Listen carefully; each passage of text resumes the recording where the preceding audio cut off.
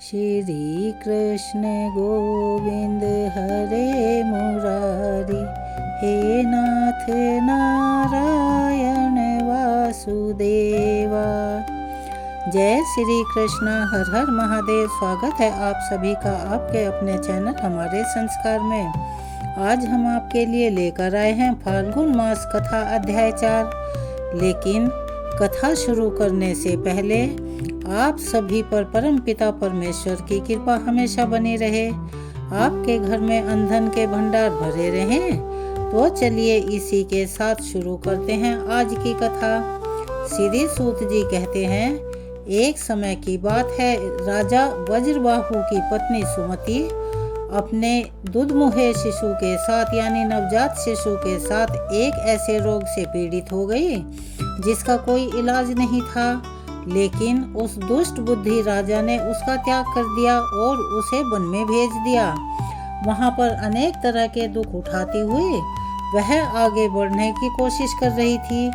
बहुत दूर जाने पर उसने वैश्यों का एक नगर देखा जिसमें बहुत से स्त्री पुरुष रहा करते थे। उस नगर का रक्षक एक बहुत बड़ा महाजन वैश्य था जो कि पद्माकर के नाम से प्रसिद्ध था। वह दूसरे कुबेर के समान धनवान था, यानी उसके पास अकूत धन था जिसका कोई भी आर पार नहीं था। उस वैश्य राज के घर में सेवा टहल का कार्य करने वाली कोई दासी उधर ही आ रही थी। वह दूर से ही उस राजपत्नी को यानी रानी को देखकर उसके पास आई और उसने रानी को देखते ही उसका सारा हालचाल जान लिया। वह पुत्र सहित अत्यंत दुख उठा रही थी। दासी ने अपने स्वामी को उस स्त्री का दर्शन कराया यानी उसके पास लेकर गई। वैश्य ने रोगी पुत्र के साथ स्वयं भी रोग से पीड़ित हुई रानी को एकांत में बुलाकर उसका सारा हाल पूछा और सब बातें जान लेने पर अपने घर के पास में ही एक सुनसान घर में उसे ठहरा दिया। अन्न, वस्त्र, जल और शैया यानी पलंग आदि का प्रबंध करके वैश्य ने अपनी माता के समान उसका आदर सम्मान किया। लेकिन इतनी सुविधाओं के बाद भी उनके और उसके पुत्र के रोग में कोई सुधार नहीं हो रहा था और हालात यह हो गए कि वह रोग वैद्यों की पहुंच से भी बाहर हो गया, यानी वैद्य भी कुछ नहीं कर पा रहे थे।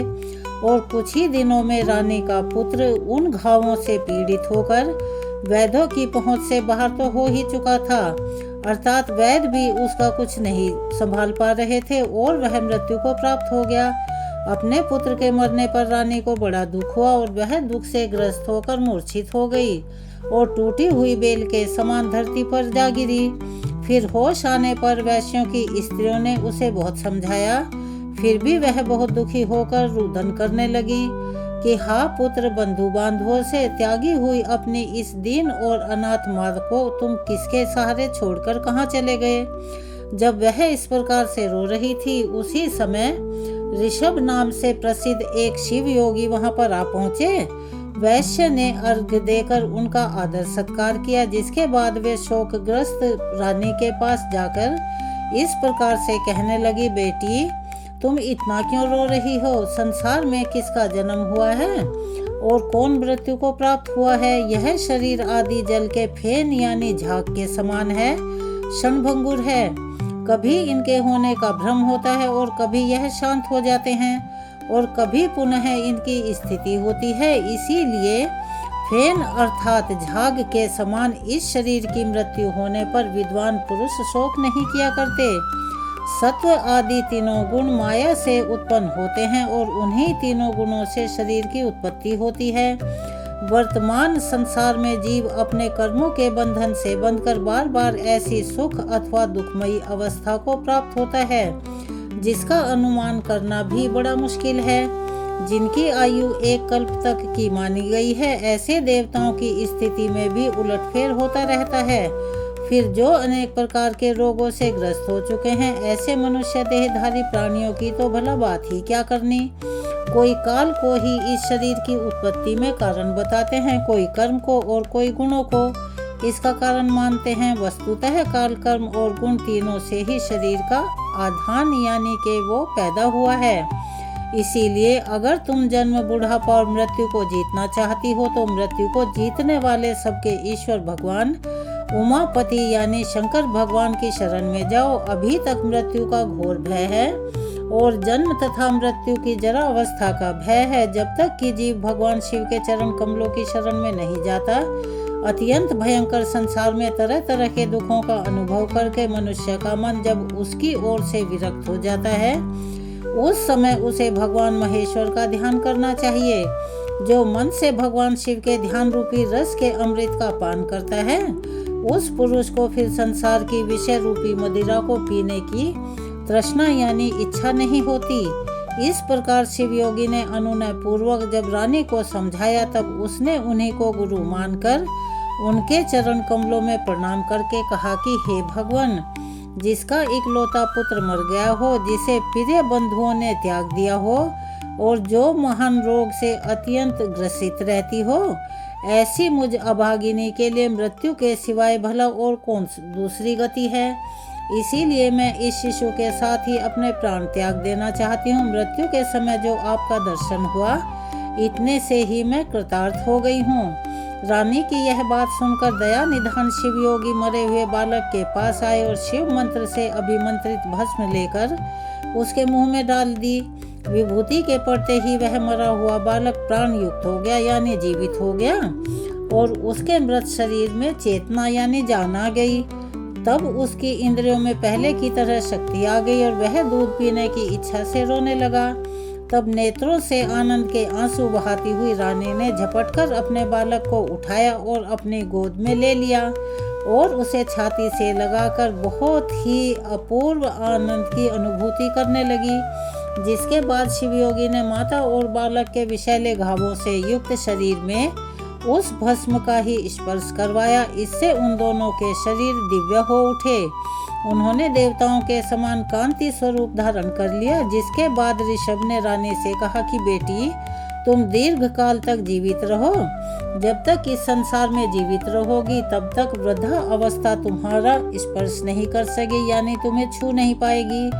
साध्वी, तुम्हारा यह पुत्र लोक में भद्रायु नाम से प्रसिद्ध होगा और अपना राज्य भी प्राप्त करेगा। तब तक तुम इन्हीं वैश्य के घर में रहो जब तक कि तुम्हारा पुत्र पूरी तरह से विद्वान न हो जाए। इस प्रकार ऋषभ योगी ने भस्म की शक्ति से मरे हुए राजकुमार को जीवित करके अपने अभीष्ट स्थान को यानी वो जहाँ जाना चाहते थे प्रस्थान किया। भद्रायु उन्हीं वैश्य के घर में अब पलने और बढ़ने लगा। वैश्य के भी सुनय नामक का एक पुत्र था जो कि राजकुमार का सखा हुआ यानी उसका मित्र बना। राजकुमार और वैश्य कुमार दोनों एक दूसरे से बड़ा प्यार करते थे। वैश्य राज ने विद्वान ब्राह्मणों के द्वारा राजकुमार और अपने पुत्र का संस्कार भी विस्तार पूर्वक करवा दिया। समय पर उपनयन संस्कार हो जाने के बाद दोनों बालकों ने गुरु सेवा में तत्पर होकर विनय पूर्वक संपूर्ण विद्याओं का संग्रहण किया यानी सभी ज्ञान प्राप्त किया। जिसके बाद जब राजकुमार का 16वां वर्ष लगा तब वे ही ऋषभ योगी पुनः वैश्य राज के घर पर आए। रानी और राजकुमार ने बड़े हर्ष के साथ उन्हें बारंबार प्रणाम करके उनकी यथा योग्य पूजा की सेवा की। उन दोनों से पूजित होने पर योगेश्वर शिव योगी ने कहा कि बेटा, तुम कुशल से तो हो ना? तुम्हारी माता को भी कोई कष्ट तो नहीं है? क्या तुमने इन सभी विद्याओं का अध्ययन कर लिया? गुरुजनों की सेवा में सदा लीन रहते हो? वत्स, क्या तुम मुझ प्राणदाता गुरु का कभी स्मरण भी करते हो या नहीं? योगेश्वर ऋषभ के ऐसा कहते समय विनयशीला रानी ने अपने पुत्र को ही उनके चरणों में डाल दिया और कहने लगी, गुरुदेव, यह तो आपका ही पुत्र है, आप ही इसके प्राणदाता पिता हैं। आप दया करके अपने इस शिष्य को अनुग्रहित करें और इसे सत्पुरुषों के उत्तम मार्ग शुभ कर्म का उपदेश दें। रानी के द्वारा इस प्रकार प्रसन्न कराए जाने पर परम बुद्धिमान शिव योगी ने राजकुमार को सन्मार्ग का उपदेश दिया। शिव योगी कहने लगे, बेटा, वेद, स्मृति और पुराणों में जिसका उपदेश किया गया है वही सनातन धर्म है और सभी लोगों को चाहिए कि अपने अपने वर्ण और आश्रम के अनुसार सदा शास्त्रोक्त यानी के शास्त्रों में वर्णित धर्म का सेवन करें। वत्स, तुम सदा सत्पुरुषों के मार्ग पर चलो, उत्तम आचार का ही पालन करो, देवताओं की आज्ञा का कभी उल्लंघन ना करो, देवताओं की अवहेलना भी ना करो। गौ, देवता, गुरु और ब्राह्मण के प्रति सदा भक्ति भाव रखो। अतिथि के रूप में यदि चांडाल भी अपने घर पर आ जाए तो सदा उसका भी सम्मान करो और उसका भी सत्कार करो। अपने प्राणों पर संकट आ जाए तो भी सत्य को नहीं छोड़ो। महाबाहु पराये धन की, पराई स्त्री की, देवता तथा ब्राह्मण की वस्तुओं की और अत्यंत दुर्लभ पदार्थों की भी तृष्णा त्याग दो। महामते, सदा उत्तम कथा, उत्तम आचार, उत्तम व्रत, सत्पुरुषों के आगमन तथा धर्म आदि के संग्रह की ही इच्छा रखो। स्नान, जप, होम, स्वाध्याय, पितृ तर्पण, गौ पूजा, देव पूजा और अतिथि पूजा में कभी आलस्य को अपने पास मत फटकने दो। क्रोध, द्वेष, भय, शठता, चुगली, अनुचित आग्रह, कुटिलता, दंभ और उद्वेग आदि का यत्न पूर्वक त्याग कर दो। अकारण ही बैर, व्यर्थ की बकवास यानी बिना बात की बात करना और दूसरों की निंदा करना छोड़ दो। इन सब का परित्याग कर दो। अधिक भोजन, अधिक परिश्रम, अधिक बातचीत और अधिक खेलकूद तथा क्रीड़ा विलास को सदा के लिए छोड़ दो। ब्रह्म मुहूर्त में उठकर भली भांति आचमन करके तुम पहले अपने गुरुजी को प्रणाम करो। उसके बाद उमापति भगवान शिव का ध्यान करके लक्ष्मीपति नारायण, ब्रह्मा, श्री गणेश, स्कंद, कात्यायनी देवी, महालक्ष्मी, सरस्वती, इंद्र आदि लोकपाल तथा पवित्र यश वाले महर्षियों का चिंतन किया करो। उसके बाद उदय काल में सदा भगवान सूर्य को प्रणाम करो। गंध, पुष्प, तांबूल, शाक और पके फल आदि भक्षण, भोज, प्रिय और नूतन पदार्थ पहले भगवान शिव को अर्पित करके फिर प्रसाद के रूप में उसका उपयोग करो। जो कुछ भी दान, सत्कर्म, जप, स्नान, होम, चिंतन तथा तप तुम्हारे द्वारा किया जाए वह सब भगवान शिव को समर्पित कर दो। खाते, पीते, बात करते, सोते, घूमते, देखते, सुनते, बोलते और ग्रहण करते समय सदा भगवान शिव का ही ध्यान किया करो। प्रतिदिन मंत्र राज पंचाक्षर का जप और ध्यान करते हुए अर्थात ओम नमः शिवाय मंत्र का जाप करते हुए सदा भगवान शिव के चरणों में अपने मन को लगाए रखो। हे वत्स, यह संक्षेप में तुम्हारे लिए धर्म का उपदेश किया गया है। ऋषभ शिव योगी कहते हैं, हे भद्रायु, पवित्र स्थान में यथा योग्य आसन बिछाकर बैठें। इंद्रियों को अपने वश में करके प्राणायाम पूर्वक अविनाशी भगवान शिव का चिंतन करें और फिर षडाक्षर न्यास के द्वारा अपने मन को एकाग्र करके शिव कवच के द्वारा अपनी रक्षा करें। ऐसा कहकर ऋषभ योगी ने उस राजकुमार को एक बहुत भारी आवाज करने वाला एक शंख तथा शत्रुओं का नाश करने वाला एक खड्ग दिया। फिर भस्म को अभिमंत्रित करके राजकुमार के सभी अंगों में लगाया और उसे 12,000 हाथियों का बल प्रदान किया। इसके बाद योगी ने कहा कि वत्स, इस तलवार की धार बड़ी पैनी है। तुम जिसको एक बार इसे दिखा दोगे उस शत्रु की तत्काल ही मृत्यु हो जाएगी तथा तुम्हारे जो भी शत्रु इस शंख की आवाज सुनेंगे वे मूर्छित होकर गिर पड़ेंगे, अचेत होकर हथियार डाल देंगे। यह खड्ग और शंख दोनों ही दिव्य हैं। इनके प्रभाव से और भगवान शिव के कवच की महिमा से 12,000 हाथियों के समान महान बल से तथा भस्म धारण जनित शक्ति से तुम शत्रु सेना पर अवश्य ही हमेशा विजय प्राप्त करोगे। पिता के सिंहासन को पाकर इस पृथ्वी की रक्षा करोगे। इस प्रकार माता सहित भद्रायु को भली भांति उपदेश देकर उन दोनों से पूजित होकर योगी बाबा इच्छा के अनुसार जहाँ जाना था वहाँ चले गए। इधर मगध देश के राजा ने राजा वज्रबाहु को युद्ध में हराकर उनकी राजधानी को नष्ट भ्रष्ट कर डाला। उनकी स्त्रियों और गौधन आदि को हर लिया यानी लूट लिया और वज्रबाहु को भी बलपूर्वक बांधकर रथ पर बिठाकर वे शत्रु अपने नगर को ले गए। इस प्रकार राष्ट्र के विनाश का भयंकर कोलाहल होने पर बलवान राजकुमार भद्रायु ने भी यह समाचार सुना कि शत्रुओं ने मेरे पिता को बांध लिया है, मेरी माताओं को भी हर लिया है और दशान देश का राज्य भी नष्ट कर दिया है। यह सुनकर राजकुमार भद्रायु सिंह की भांति गर्जना करने लगा। फिर उसने शंख और खड्ग ले लिए, कवच पहना और घोड़े पर सवार होकर वह शत्रुओं को जीतने की इच्छा से बड़ी तेजी से उस स्थान पर आया जहां मगध सेना भरी हुई थी। राजकुमार शीघ्र ही शत्रुओं की सेना में घुस गया और धनुष को कान तक खींचकर बाणों की वर्षा करने लगा। राजपुत्र के बाणों की मार खाकर शत्रु भी उस पर टूट पड़े और बड़ी तेजी से भयंकर बाणों द्वारा उसे घायल करने लगे। युद्ध के लिए उन्मत्त शत्रुओं के अस्त्र शस्त्रों की वर्षा से घायल होकर भी धीर वीर राजकुमार रणभूमि में जरा भी विचलित नहीं हुआ। वह शिव कवच से पूरी तरह सुरक्षित था। मगध सैनिकों की अस्त्र वर्षा का सामना करते हुए वीरवर भद्रायु ने शत्रु सेना में प्रवेश करके बहुत से रथों, हाथियों और पैदल सैनिकों को बड़ी जल्दी मार गिराया। रणभूमि में ही एक रथी को सारथी सहित मारकर राजकुमार ने उसके रथ पर अधिकार कर लिया और अपने मित्र वैश्य कुमार को सारथी बनाकर अब युद्ध के मैदान में घूमना प्रारंभ कर दिया। ऐसा लगता था मानो हिरणों के झुंड में कोई शेर घूम रहा हो। तब शत्रु सेना के सभी बलवान सेनापति अपना अपना धनुष उठाए हुए क्रोध में भरकर आंखें लाल कर केवल उसी की ओर दौड़ पड़े। यह देखकर राजकुमार भद्रायु उन आक्रमणकारियों के सामने अपना भयंकर खड्ग उठाए उन्हें अपना पराक्रम दिखाने के लिए आगे बढ़े। चमकती हुई विकराल तलवार को देखते ही सब सेनापति सहसा उससे प्रभाव से प्रतिहत होकर प्राणों से हाथ धो बैठे। उस रणभूमि में जो सैनिक उस चमचमाती हुई तलवार को देख लेते उन सब की तुरंत ही मृत्यु हो जाती थी। उसके बाद भद्रायु ने शत्रुओं की सभी सेना का नाश करने के लिए अतिशय गर्जना करने वाले उस महाशंख को बजा दिया।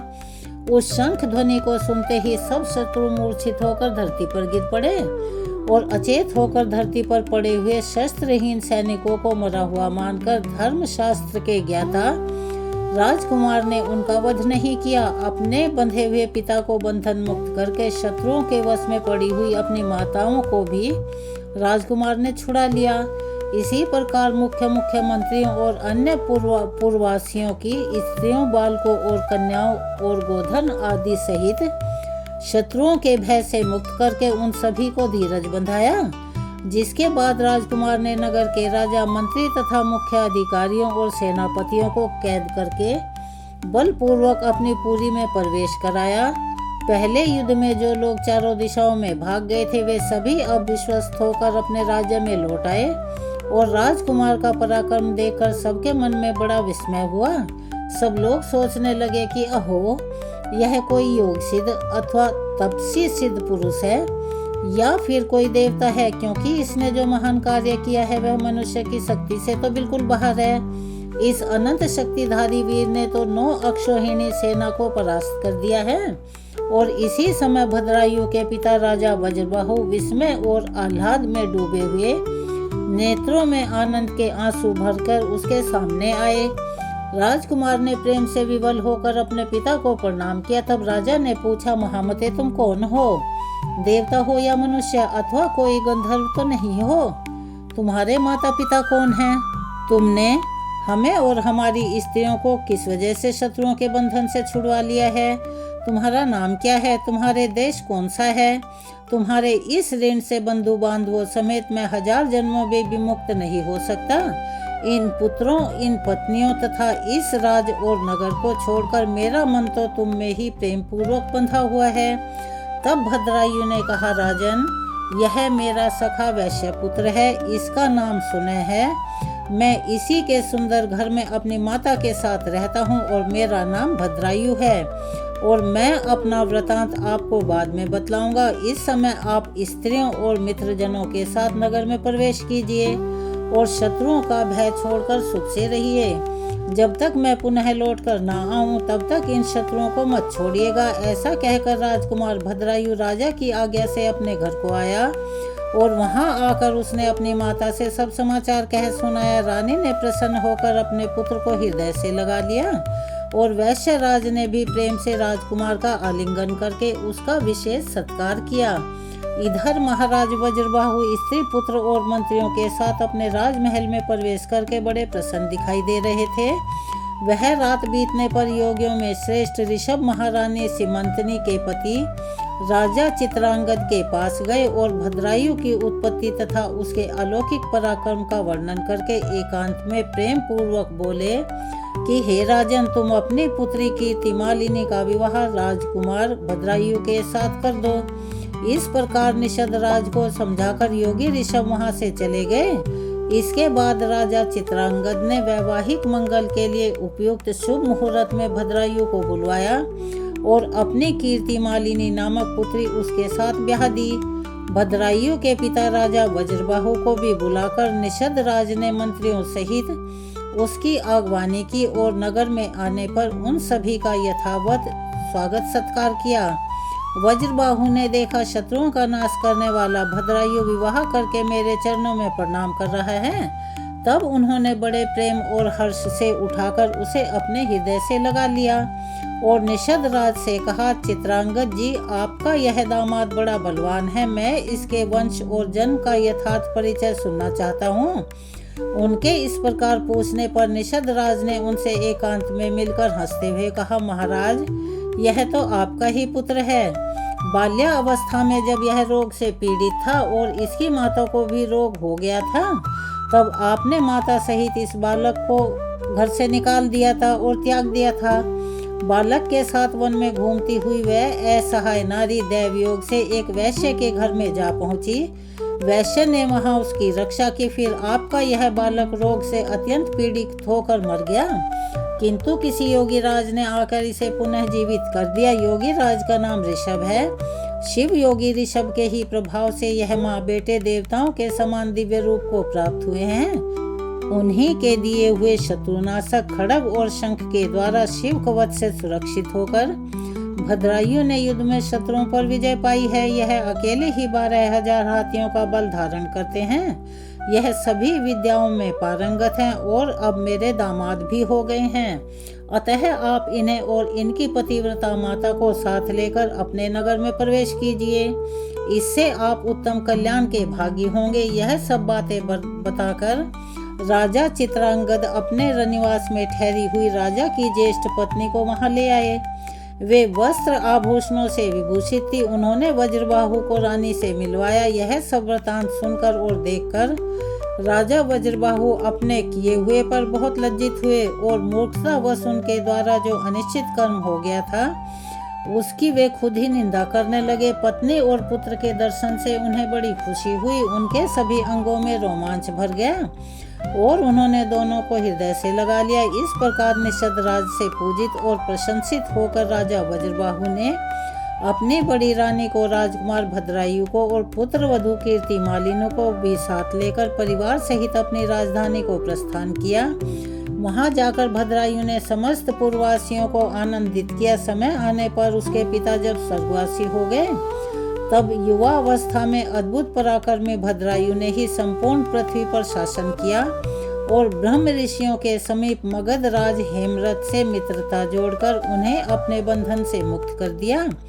इस प्रकार फाल्गुन मास महात्म्य का आज का यह अध्याय यहाँ पर समाप्त होता है और हम इस वृतांत को यहीं विराम देते हैं। इसके आगे की कथा हम आपको अपनी कल आने वाली वीडियो में सुनाएंगे। ऐसा कहा जाता है और सच भी है कि जहाँ राधा का नाम लिया जाता है वहाँ कृष्ण अपने आप ही चले आते हैं, क्योंकि जैसा कि भजनों में भी गाया जाता है कि राधे राधे राधे राधे जपो चले आएंगे बिहारी, आएंगे बिहारी, चले आएंगे बिहारी। बोलिए राधा रानी की जय। चलिए हम सब मिलकर करते हैं अब राधा चालीसा का पाठ। श्री राधे वृषभानुजा भक्तनि प्राणाधार, वृंदा विपिन विहारिणी, प्रणवो बारंबार।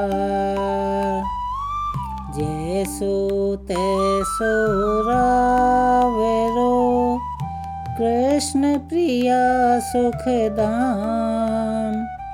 चरण शरण निज दीजिए, सुंदर सुखद ललाम।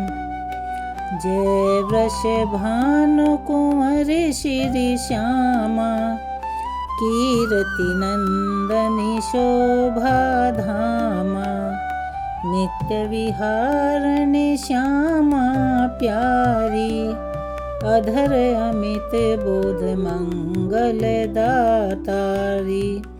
रस विहारिणी रस विस्तारिणी, सहचरी सुबगियूथ मन भावनी, नित्य किशोरी राधा गोरी, श्याम प्राण धन अति जिय भोरी, करुणा सागर हिय उमंगिनी, ललितादिक सखियन की संगिनी, दिनकर कन्या कुल विहारणी, कृष्ण प्राण प्रिय हुल सामनी, नित्य श्याम तुम्हरो गुण गावे, श्री राधा राधा कह हर सावे, मुरली में नित नाम उचारे, तुम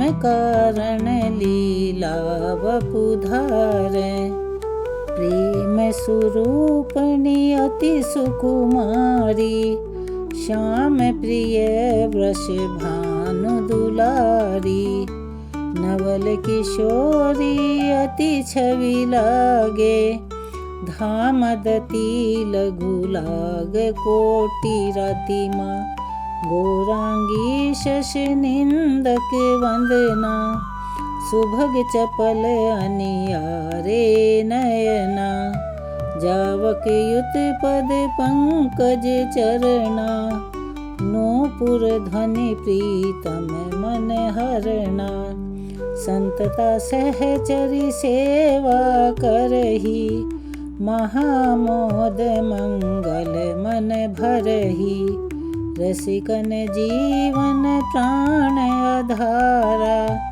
राधा नाम सकल सुख सारा, अगम अगोचर नित्य स्वरूपा, ध्यान धरत निश दिन ब्रज भूपा, उपजे उजासु अंश गुण खानी, कोटिन उमा रमा ब्रह्माणी, नित्य धाम गोलोक बिहारिणी, जन रक्षक दुख दोष नसावनी, शिव अज मुनि सनकादिक नारद, पार न पाए शेष अरु शारद, राधा शुभ गुण रूप उजारी, निरख प्रसन्न होते बनवारी, ब्रज जीवन धन राधा रानी,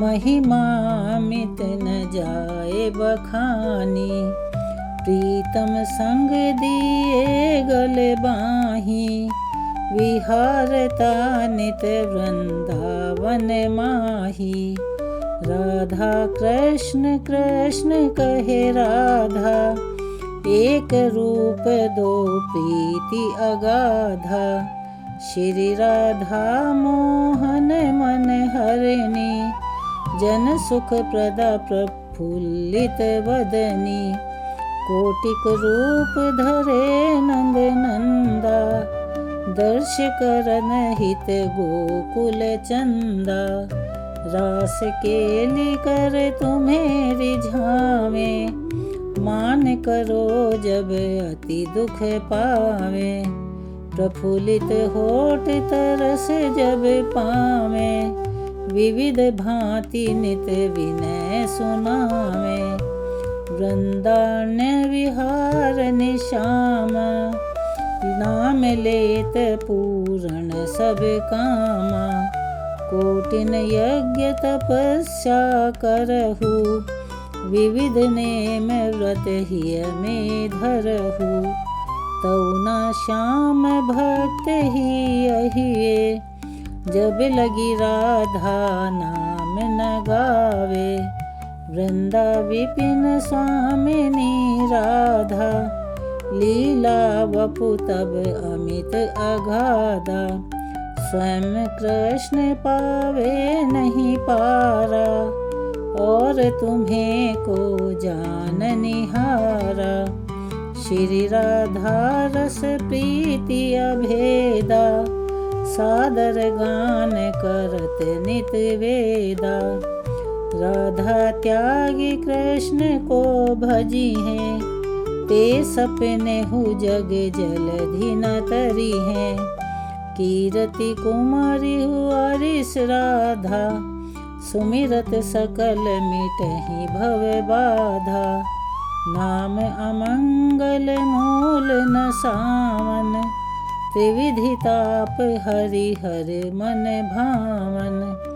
राधा नाम ले जो कोई, सहज ही दामोदर बस होई। राधा नाम परम सुखदाई, भजतहि कृपा करे यदुराई। यशुमति नंदन पीछे फिरी हैं, जो कोई राधा नाम सुमिरिए। रास बिहारनी श्यामा प्यारी, करहु कृपा बरसाने वारी। वृंदावन है शरण तुम्हारी, जय जय जय वृष भानु दुलारी। श्री राधा सर्वेश्वरी, रसिकेश्वर घन श्याम। करहु निरंतर वास में, श्री वृंदावन धाम। राधा चालीसा यहाँ संपूर्ण होती है। चलिए एक बार मेरे साथ प्यार से बोलिए, श्री राधा रानी की जय, कृष्ण भगवान की जय। चलिए अब हम सब मिलकर करते हैं तुलसी चालीसा का पाठ। जय जय तुलसी भगवती, सत्यवती सुखदानी। नमो नमो हरि प्रेयसी, श्री वृंदा गुण खानी। श्री हरि शीश विराजनी, देहु अमर वर अम्ब। जनहित हे वृंदावनी, अब न करहु विलम्ब। धन्य धन्य श्री तुलसी माता, महिमा अगम सदा श्रुति गाता। हरि के प्राण हु से तुम प्यारी, हरि ही हेतु कीन्हो तप भारी। जब प्रसन्न है दर्शन दीनो, तब कर जोरी विनय उस कीनो। हे भगवंत कंत मम हो, दीन जानि जनि छाड़हु छोहु। सुनि लक्ष्मी तुलसी की बानी, दीनों श्राप कद्ध पर आनी। उस अयोग्य वर मांगन हारी, हो विटप तुम जड़ तनुधारी। सुनि तुलसी ही सप्यो ते ही ठामा, करहु वास तुहु नीचन धामा। दियो वचन हरि तब तत्काला, सुनहु सुमुखी जनु हो बिहाला। समय पाई व्योहरो पाती तोरा, पूजहि आस वचन सत मोरा। तब गोकुल में गोप सुदामा, तासु भई तुलसी तू बामा। कृष्ण रास लीला के माही, राधे शक्य प्रेम लखी नाही। दियो शाप तुलसी तत्काला, नरलोक ही तुम जन्महु बाला। योगोप दानव राजा, शंख चूड़ नामक सिर ताजा। तुलसी भई तासु की नारी, परम सती गुण रूप अघारी। असदय कल्प बीत जब गयऊ, कल्प तृतीय जन्म तब भयऊ। वृंदा नाम भयो तुलसी को, असुर जलंधर नाम पति को। कर अति द्वंद अतुल बल धामा, कीना शंकर से संग्रामा। जब निज सैन्य सहित शिव हारे, मरहि न तब हर हरि ही पुकारे। पतिव्रता वृंदा थी नारी, को न सके पति ही संघारी। तब जलंधर ही वेश बनाई, वृंदा ढिग हरि पहुँचो जाई। शिव ही तल कर कपट प्रसंगा, कियो सत्य धर्म तो ही भंगा। भयो जलंधर कर संगारा, सुनि उर शोक उपारा। तिह क्षण दियो कपट हरि तारी, लखी वृंदा दुख गिरा उचारी। जलंधर जस हत्यो अभीता, सोई रावण तस हरि ही सीता।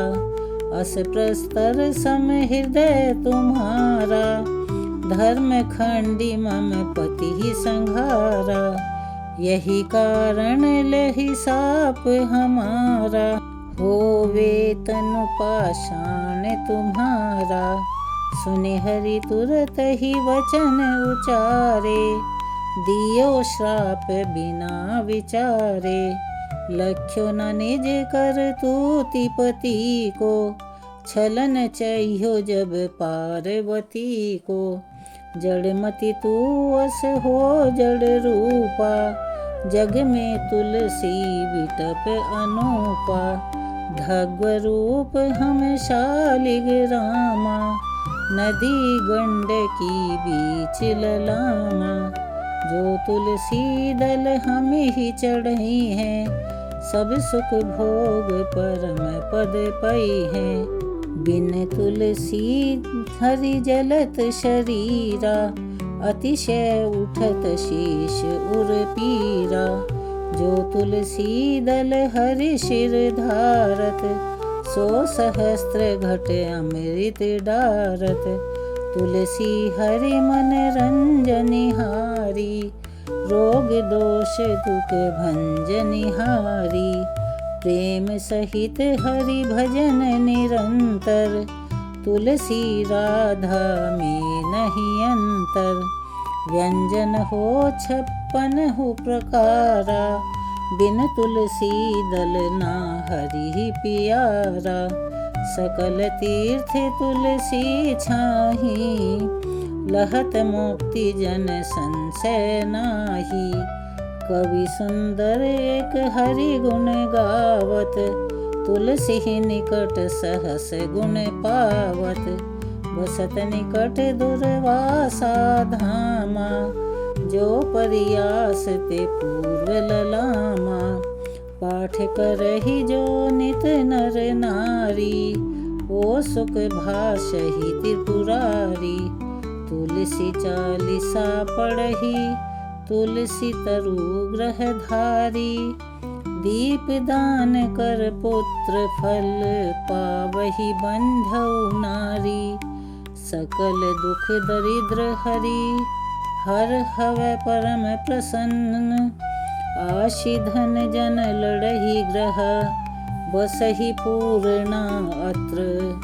लाही अभिमत फल जगत मह, लाही पूर्ण सब काम। जे दल अर्पहि तुलसी, तहाँ सहस बसहि हरि राम। तुलसी महिमा नाम लख, तुलसी सुत सुख राम। मानस 40 रच्यो, जग में तुलसी दास। तुलसी महारानी की आरती यहाँ संपूर्ण होती है। चलिए एक बार मेरे साथ प्यार से बोलिए तुलसी महारानी की जय। अगर आप हमारे चैनल पर नए हैं और अभी तक चैनल को सब्सक्राइब नहीं किया है, तो आप सभी से करबद्ध निवेदन है, प्लीज़ हमारे चैनल को सब्सक्राइब करें, वीडियो को लाइक करें, ज़्यादा से ज़्यादा शेयर करें, बेल आइकन को भी अवश्य ही दबाएं, ताकि हमारी वीडियो नोटिफिकेशन के जरिए आपको जल्दी मिल जाया करें। और इन्हें ज़्यादा से ज़्यादा जितना भी संभव हो शेयर करें। कमेंट्स बॉक्स में जय श्री कृष्ण हर हर महादेव लिखना ना भूलें।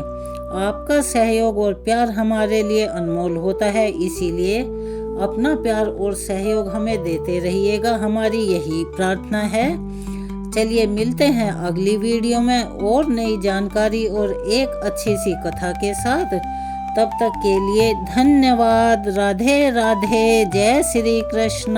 हर हर महादेव।